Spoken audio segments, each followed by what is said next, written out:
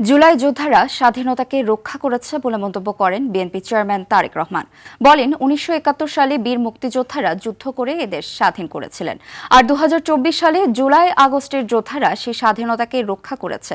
এদিকে মধ্যরাতে নারায়ণগঞ্জে জনসভায় যোগ দিয়ে বলেন বিএনপি সরকার গঠন করলে পুনরায় খাল খনন কর্মসূচি নেওয়া হবে।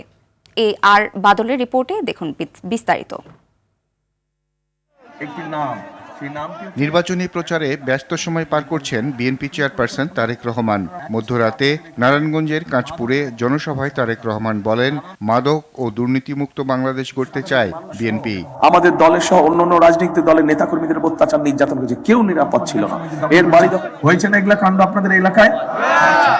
আমরা এটার বিরুদ্ধে কঠোর হতে চাচ্ছি। যে সন্ত্রাসী হোক, অপরাধী হোক, সে যেই দলেরই হবে না কেন, তার বিরুদ্ধে আমরা দেশের আইন অনুযায়ী ব্যবস্থা নিতে চাইছি। বেদখল ও ভরাট হওয়া নদীনালা রক্ষায় আবারও খাল খনন কর্মসূচি সহ রাস্তাঘাট, স্কুল, কালভার্ট পুনরায় নির্মাণের কথাও বলেন তিনি। শুধু নারায়ণগঞ্জ শহর না, সারা বাংলাদেশে আমরা এই খাল খনন কর্মসূচি শুরু করতে চাই। 12 তারিখে যদি আপনাদের পরিকল্পনা, আমি তো আমার পরিকল্পনা বললাম, আপনারা যে আপনাদের পরিকল্পনা বললেন 12 তারিখে, সেই পরিকল্পনা যদি আপনারা ধানের শীষ এবং খেজুর গাছকে জয়যুক্ত করতে পারেন, ইনশাআল্লাহ 12 তারিখে সরকার গঠন করতে পারে, আমি আপনাদের খাল কাটা কর্মসূচিতে আমি অংশগ্রহণ করব।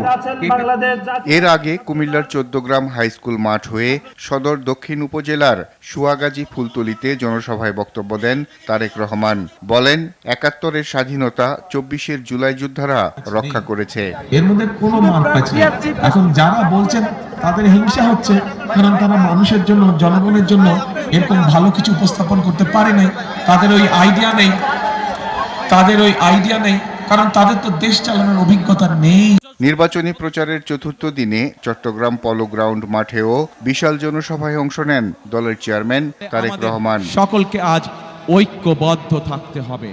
বলেন বিএনপি অতীতের দেশ পরিচালনার অভিজ্ঞতা কাজে লাগাতে চায়। বিএনপি একমাত্র রাজনৈতিক দল যারা যতবার সরকারে ছিল এই দেশের মানুষের ভাগ্যের পরিবর্তনের জন্য কাজ করেছে। তারা। আর বাদল, RTV, ঢাকা।